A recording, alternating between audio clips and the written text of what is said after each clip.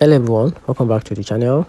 In this video, I'm going to create a quick beginner guide on how to use MeetGeek AI. So to get started, MeetGeek is an AI meeting assistant that automatically record, transcribe, and summarize your online meeting, perfect for Zooms, Google Meet, and Microsoft Teams. So to get started in 2025, sign up, connect your calendar, and invite MeetGeek to your meeting. So it's joining as a silent participant.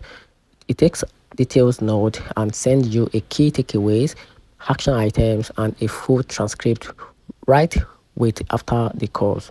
Then you can also search past meetings by keywords or topics, making it easy to revisit decision or discussion. Using MeetGeek is a super helpful for remote teams, project manager, or anyone who wants to save times on note taking and never mix details. It supports multiple languages, offer a speakers tracking, and integrate with tools like Notion, Slack, and HubSpot.